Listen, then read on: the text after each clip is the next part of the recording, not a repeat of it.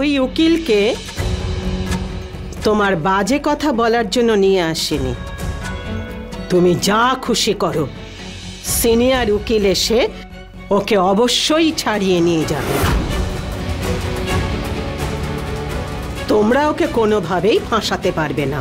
আচ্ছা, তাহলে দ্বিতীয় উকিল মরাল সাপোর্টের জন্য নিয়ে এসেছে? না তো, তোমার উপর কেস চাপিয়ে দেওয়ার জন্য। পুলিশ তুমি, জনতাকে রক্ষা করার জন্য সরকার তোমাকে টাকা দেয়, বড় লোকদের পা চাটবার জন্য নয়। কোনো কিছু বিচার না করে ওই ছেলেটিকে তুমি জেলে পুরে দিলে। তোমার ওপরে এমন এমন কেস চাপাবো না, প্রথমত নির্দোষ ছেলেটিকে শাস্তি দেওয়ার জন্যে, দ্বিতীয়ত মিথ্যে মামলা সাজানোর জন্যে।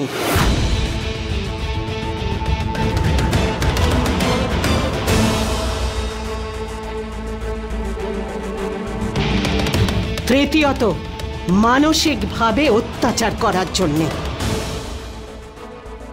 এতগুলো তো আমি তৈরি করেছি, আর বাকি উকিলরা করবেন। কে উকিল বাবুরা? আরে আপনি চিন্তা করবেন না, এনার জামিন আর কেউ করাতে পারবে না। এখন তুমি ভেবে নাও যে তুমি কি করবে। সার্থককে তুমি ছেড়ে দেবে না জেলে বসিয়ে রাখবে ওকে?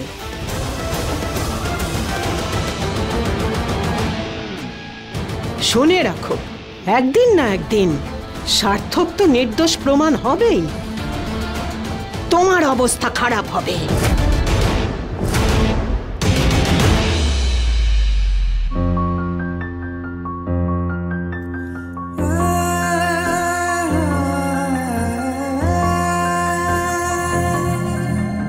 তুমি ওদের আটকাওনি কেন? আরে আমি ওনাকে থামানোর অনেক চেষ্টা করেছিলাম, তুমি তো জানোই মা তো কারোর কথা শোনেনি না। মাও কোনো কিছু বুঝতে চান না। বলেছিলাম ওনাকে যে সার্থকের জামিন হবে না, কিন্তু তাও ওখানে পৌঁছে গেলেন। এখন আমার মা, আমারই সম্মানটা যাবে, আমাকে যেতে হবে। কি আর করবো?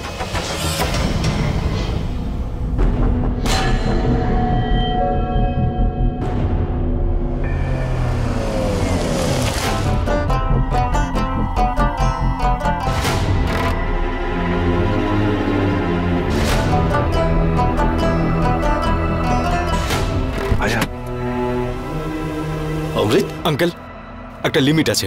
সৃষ্টি চায়টা কি? ওখানে বাবা মা দাঁড়িয়ে ওর জন্য রিং পছন্দ করছে, ও পালিয়ে এখানে চলে এলো। আরে বোঝানো কি, এভাবে তো সম্ভব নয়। আমরা এত কোঅপারেট করছি, ওকেও তো নিজের অতীতটা ভুলে এগিয়ে যেতে হবে, না হলে সম্পর্কটা কিভাবে এগিয়ে নিয়ে যাব? বাবা, তোমার সমস্ত কথাই সত্যি। তুমি বুদ্ধিমান, বোঝদার মানুষ। সৃষ্টির মনের কথাটা বুঝতে পারো তো, কিন্তু ওর ব্যবহারের জন্য আমি তোমার কাছে ক্ষমা চাইছি। তুমি শয়তানিতে একটু বাড়াবাড়ি করছো, আর তোমার মেয়ে তোমাকে মুখের উপর জবাব দিচ্ছে। কি ছিলে যোগের মতো ছেলেরে বাবা। এরকমই কেউ যদি জোটে ওদের কপালে, রোজ যদি এভাবে দু চার কথা শোনায়, তবে ওই পরিবারের দর্প চূর্ণ হবে। আঙ্কেল প্লিজ, আপনি এভাবে ক্ষমা চাইবেন না। ভালো দেখায় না এটা, কিন্তু বোঝান ওকে, ওর বোঝা উচিত। এভাবে সম্ভব নয় তো, তাই না? ওর এই ব্যবহারের জন্য না বাবাও রেগে গেছিলেন। আপনাকে ফোন করতে যাচ্ছিলেন, আমি বললাম যে না, আমি নিজে গিয়ে কথা বলে আসছি। থ্যাংক ইউ বাবা। তুমি এতটাই ম্যাচিউরড আর এতটাই বুদ্ধিমান, সেই জন্য আমি তোমার মাকে বলেছিলাম যে সৃষ্টিকে একটু সময় দিয়ে দাও, সব ঠিক হয়ে যাবে।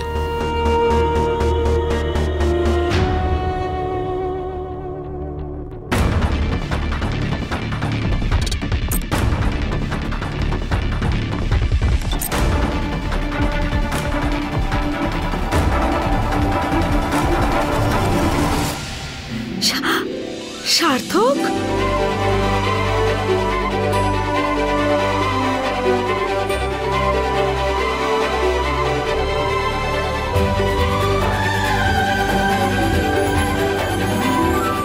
এই শুনছিস? সার্থক মামা এসে গেছে। ঠিক আছে, যা যা। মামা,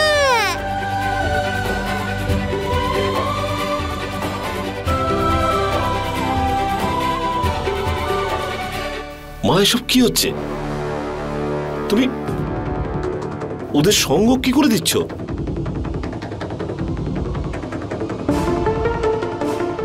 আমি ওকে সঙ্গ দিইনি, আমি আমার নাতনিকে সঙ্গ দিয়েছি। আমি তোমাকে বলেছিলাম তো যে তোমার আর সৃষ্টির মধ্যে যদি বিরোধ বাঁধে তাহলে আমি সৃষ্টিরই সঙ্গ নেব।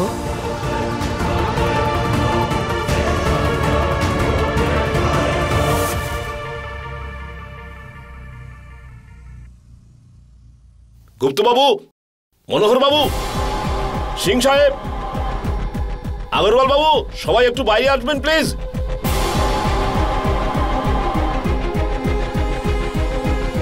আসুন আসুন প্লিজ।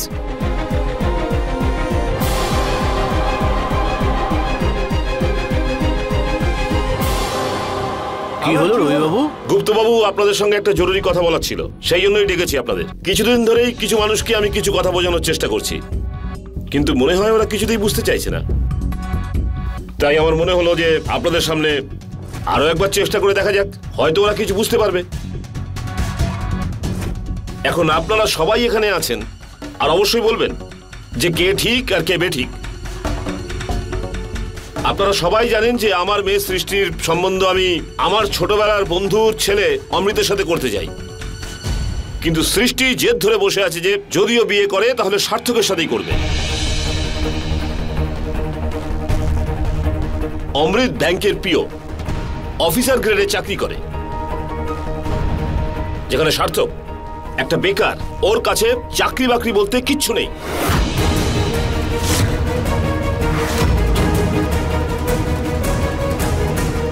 অমৃতের বাবা আমার বন্ধু ছোটবেলার, যেখানে সার্থকের বাবা আমার ব্যাংকের জুনিয়র ক্লার্ক।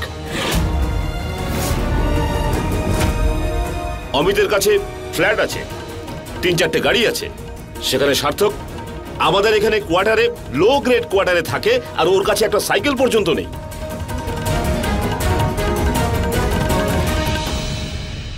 অমৃতের পকেট সমস্ত সমস্যা, সমস্ত রোগ, সমস্ত খারাপ সময়ের জন্য তৈরি, যেখানে সার্থক ওর কাছে এই মুহূর্তে এইটুকু টাকাও নেই যে ওদেরকে বাড়ি থেকে বার করে দেওয়ার পর একটা থাকার ব্যবস্থা করতে পারে না।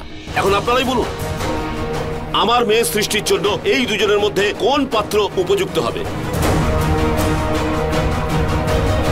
না, সে তো 100 বার। অমৃতের থেকে ভালো কেউ রাখতে পারবে না ওই মেয়েকে। রবিবাবু, গুপ্তবাবু ঠিকই বলছেন, অমৃতের থেকে ভালো ছেলেও জীবনে পাবে না।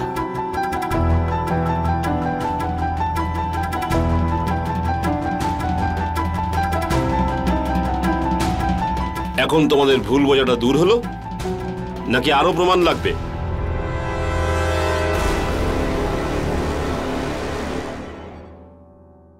আর সার্থক, তুমি তোমার জায়গাটা বুঝতে পেরেছো নিশ্চয়ই,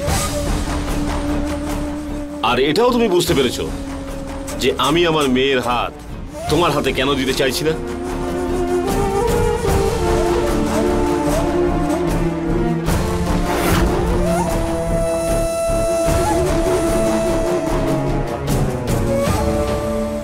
নিজের বুদ্ধিমত্তার সাহায্যে আপনি আমার বেশ ভালোই তুলনা করলেন আঙ্কেল, কিন্তু আপনি আমার ব্যাপারে দুটো ইম্পর্টেন্ট জিনিস বলা ভুলেই গেছেন। আমি আপনাকে বলে দিচ্ছি, আমার কাছে দুটো খুব মূল্যবান জিনিস আছে। প্রথম, আপনার মেয়ের ভালোবাসা,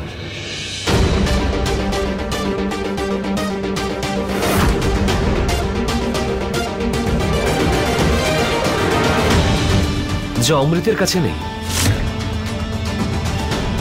আর দ্বিতীয়, জীবনের উচ্চতাকে স্পর্শ করার ক্ষমতা, যা এখানে দাঁড়িয়ে থাকা কোনো লোকের মধ্যেই নেই, এমনকি আপনার অমৃতের মধ্যেও নেই।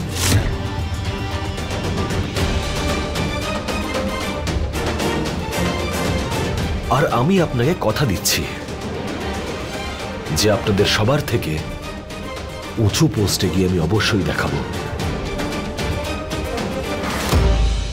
আঙ্কেল, ছোটবেলায় আমি যখন খেলার জন্য মাঝে মাঝে আপনাদের বাড়িতে আসতাম না, তখন আপনি সারাং দাদাকে একটা কথা বলতেন যে জীবনে যদি কিছু বড় করার ইচ্ছে থাকে না, তাহলে ইচ্ছে শক্তি থাকাটা জরুরি, তাকে জীবনে দৃঢ় হতে হয়। এই সব গুণ যে মানুষের মধ্যে থাকে সে কোনোদিনও হারতে পারে না, এটা আপনিই শিখিয়েছেন। আর আপনাকে একটা কথা বলবো, আমার সব থেকে বড় ইচ্ছে হলো আপনার মেয়েকে বিয়ে করার। আর আমার সব থেকে বড় শক্তি হলো আমার ভালোবাসা।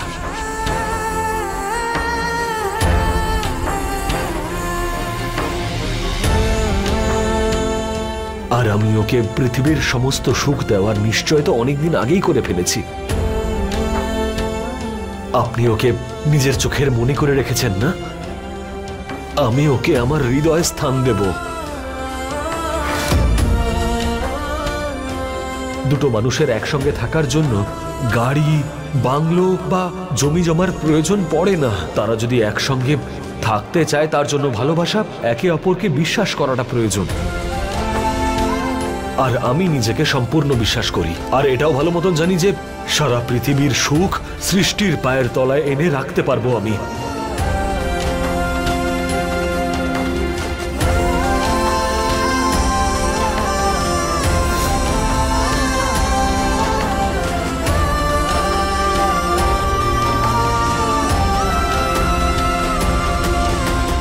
বাবা,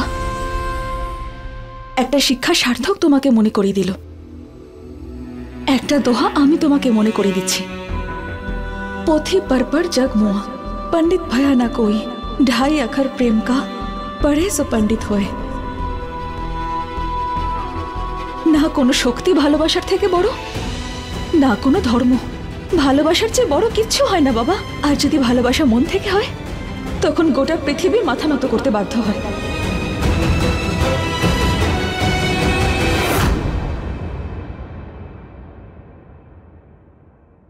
সার্থক, আমায় ক্ষমা করে দাও। আমার জন্য তোমাকে এত কিছু সহ্য করতে হয়েছে। তুমি নিজের খেয়াল রেখো। থাকো মা, যাওয়া যাক।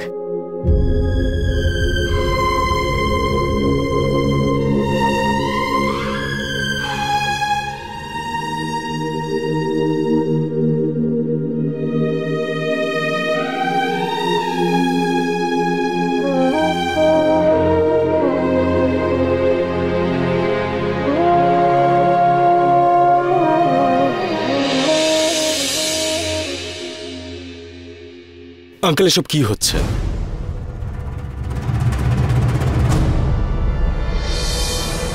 বাবা, হবে তো সেটাই যেটা আমি ঠিক করেছি। ব্যাস শুধু সময়ের অপেক্ষা। তোমার আর সৃষ্টির আশীর্বাদ পরশু নয়, কাল সকালে হবে।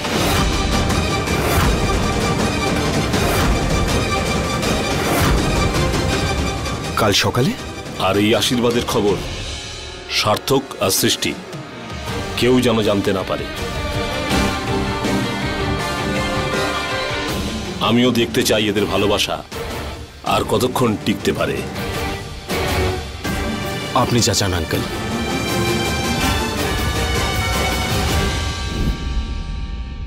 হ্যালো, হ্যাঁ স্যার। স্যার, আমি গোটা পরিবারকে নিয়ে রাস্তায় নেমে এসেছি। আমার বাবা নির্দোষ, ওনার উপর মিথ্যে অপবাদ দেওয়া হয়েছে। স্যার, এটার ভালোভাবে ইনভেস্টিগেশন হওয়া উচিত। আমার কোনো আপত্তি নেই। আর তারপরে আপনি যা সিদ্ধান্ত নেবেন আমরা হাসি মুখে মেনে নেব। হ্যাঁ sir, thank you so much. Thank you sir. কি হয়েছে বাবা? বাবা, কেবিআই ব্যাংকের একজন সিনিয়র অফিসারের সঙ্গে আমার কথা হয়েছে। আচ্ছা, উনি বললেন যে উনি 12টার মধ্যে নিজে সমস্ত ইনভেস্টিগেশন করবেন, আমাদের কথাও শুনবেন, আর তোমার বিরুদ্ধে যে কমপ্লেন্ট হয়েছে সেই বিষয়টা নিয়েও ভাববেন। ভগবানকে অসংখ্য ধন্যবাদ। একবার উনি নিজে এসে সব দেখে নিক, তারপর আমার বিরুদ্ধে কে অভিযোগ করেছে, কেন করেছে, এসব উনি বুঝতে পারবেন। তুমি একদম চিন্তা করো না বাবা। তুমি তো সবসময় বলো যে যে মানুষেরা ভালো কর্ম করে তাদের সঙ্গে খারাপ কিচ্ছু হয় না। তাই ঈশ্বর আমাদের সঙ্গেও খারাপ কিচ্ছু হতে দেবেন না। হ্যাঁ বাবা। চোরে চোরে কিন্তু মাস্তুতো ভাই হয়। এসব অফিসার লোকগুলো না এরা শুধু অফিসার জাতীয় লোকেদের কথাই শোনে, আরে জুনিয়রদের তো কোনো পাত্তাই দেয় না এরা। তুমি এবার দেখে নিও, এই সিদ্ধান্তটাও না ওই ওদের পক্ষেই ঠিক যাবে। আচ্ছা শোনো না, আমি কি বলছিলাম, আমাদের এখানে থাকার দরকারটাই বা কি? আমরা তো জানি এই পাড়ার সব কটা লোক ঠিক কেমন, সবাই গিয়ে ওই অফিসার লোকটার গা ঘেঁষেই বসবে। তাই আমরা যদি এখান থেকে চলে যাই সেটাই ভালো হবে না? একটা কথা বলো তো দিদি, এই বিষয়টার কি গ্যারান্টি আছে যে আমরা যে নতুন জায়গায় যাব সেখানকার মানুষেরা ভালো হবে? হতেও তো পারে যে ওরা আরো খারাপ বেরোলো। এখানে অন্তত মানুষের স্বভাব আর তাদের চরিত্রের ব্যাপারে তো আমরা জানি। আর সব থেকে বড় কথা, আমরা যখন কোনো ভুল করিনি তখন আমরা এখান থেকে কেন যাব? কাল আসতে দাও সিনিয়র অফিসারকে। এবার শুধু আমি কালকে 12টা বাজার অপেক্ষা করব। আর এটা আমার সম্পূর্ণ বিশ্বাস, কাল সিদ্ধান্তটা আমাদের পক্ষেই থাকবে। আমরা আমাদের বাড়িটা একবার ফিরে পেয়ে যাই, তারপরে আমার ভালোবাসার সিদ্ধান্তটাও আমি নিজের পক্ষে করিয়ে ছাড়ব।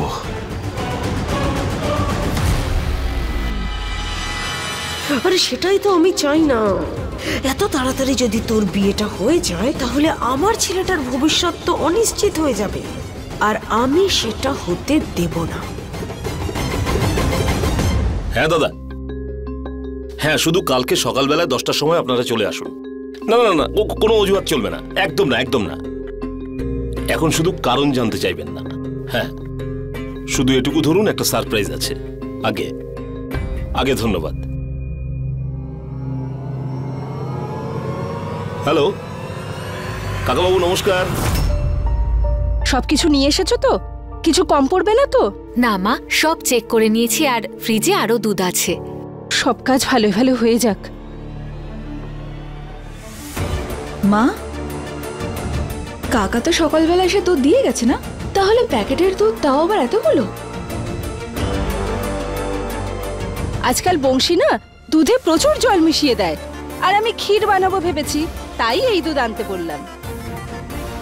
খোয়া?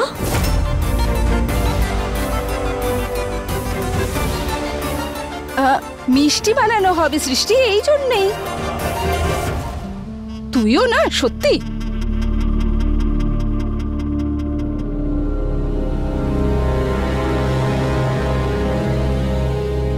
কেউ আছেন বাড়িতে? ঠাম্মা, আমি দেখছি, হয়তো আমাদেরই জিনিস এসেছে।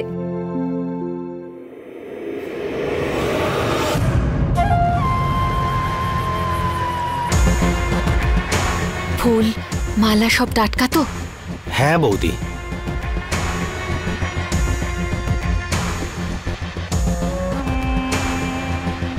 এগুলো কি কি নিয়ে যাচ্ছ? আসলে ঠাম্মা, দিল্লি থেকে আমার বন্ধু উপহার পাঠিয়েছে, সেটাই এসেছে। আরে এটা আবার কার? এটা আমার বন্ধু পাঠিয়েছে।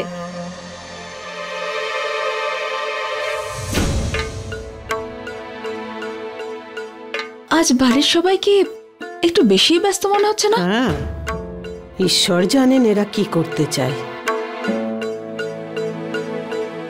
আগে একটা বিশেষ ব্যাপার আছে, আপনার জন্য একটা আনন্দ সংবাদ আছে। আগে না না, আসতে কিন্তু হবেই। আগে হ্যাঁ, ধন্যবাদ। আচ্ছা রাশি, বাকি সব জোগাড় যন্ত্র হয়ে গেছে তো? Very good. অধীরা, আমার জন্য লেবু জল নিয়ে এসো। সৃষ্টি, সৃষ্টি মা, এই নে, এটা কাল পরে না সকালে তৈরি হয়ে নিবি। হ্যাঁ ঠিক আছে? কেন, কি আছে কাল? ওই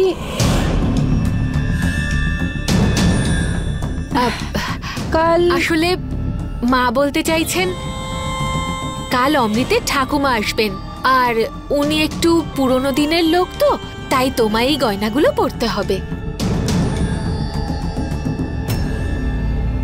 তাই না মা? হ্যাঁ হ্যাঁ, আমি পড়বো না এসব কিছু।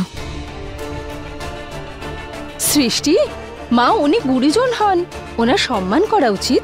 হ্যাঁ মা, ওনার অসম্মান আমি করব না, কিন্তু শুধুমাত্র ওনার ইচ্ছে হয়েছে বলে এভাবে সেজে গুজে আমি বসতে পারবো না। সৃষ্টি তুমি পড়ে নেবে তো কি হবে? আর যদি না পড়ি তাহলে কি যায় আসবে মা? আর তাছাড়া শুধু দেখতেই তো আসছেন তাই না? অনুষ্ঠান করে আমাকে বিদায় তো জানাচ্ছ না তোমরা। এই তর্কের কি দরকার সৃষ্টি? তুমি কোনো কাজ কোনো প্রশ্ন ছাড়া করতে পারো না তাই না? পাড়ায় তো এমনি তোমার জন্য আমার বদনাম হয়ে গেছে, এখন কি সারা শহরে আমার নামে বদনাম ছড়াবে?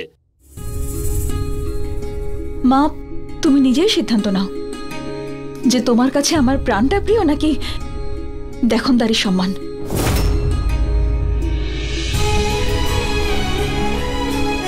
অধীরা, আমার লেবু জল ব্যালকনিতে দিয়ে যাও। হ্যাঁ বাবা।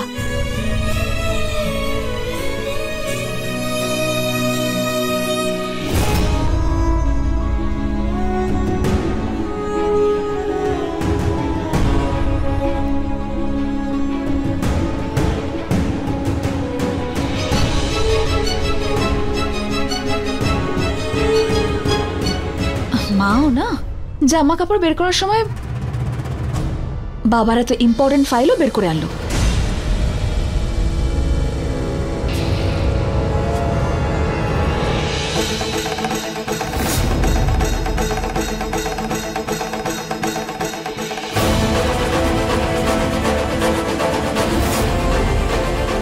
এমন কি আছে এই ফাইলে যে বাবা আমার হাত থেকে ওভাবে কেড়ে নিয়েছিল?